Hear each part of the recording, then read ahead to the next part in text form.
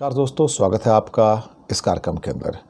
महाराष्ट्र में राज ठाकरे ने अकेले चुनाव लड़ने का फैसला किया है। उन्हें इस बात का पूरा ज्ञान हो चुका था कि बीजेपी उनकी बात नहीं मानेगी और उनकी डिमांड के मुताबिक जितनी सीटें उनको चाहिए, हो सकता है शायद 40 से 50 सीटें चाहिए होंगी, वो देने से ऐसा लगता है कि शायद इनकार कर दिया है और अब उन्होंने फैसला किया कि अब वो अकेले ही चुनाव लड़ेंगे।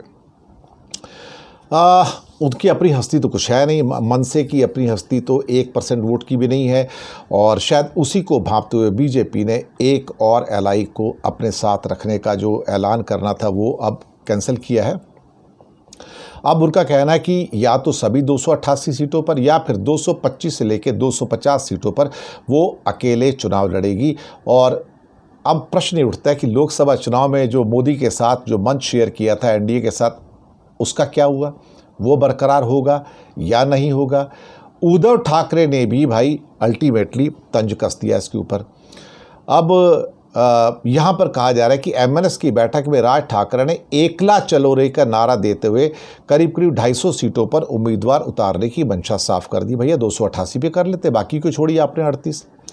लेकिन लोकसभा में इन्होंने एनडीए को बिना शर्त समर्थन दिया था, एक भी सीट पे नहीं लड़े, तो हर चुनाव में इनकी भूमिका बदलती रहती है। अब सवाल खड़ा हो रहा है कि राज ठाकरे आखिर चाहते क्या हैं, राज ठाकरे क्या कहना चाह रहे हैं।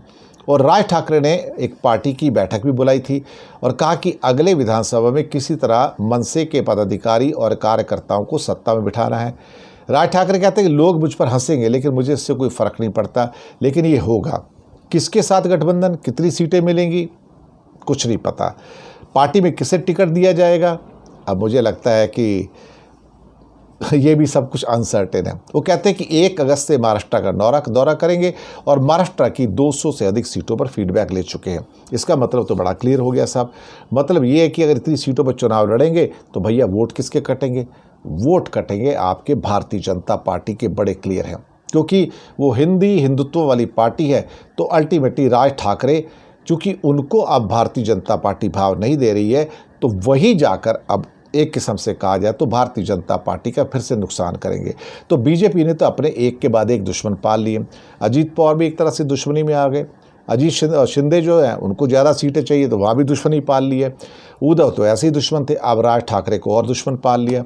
तो भारतीय जनता पार्टी के लिए जो परिस्थितियाँ हैं वो दिन प्रति दिन खराब पर खराब होती चली जा रही हैं। शुक्रिया आपका।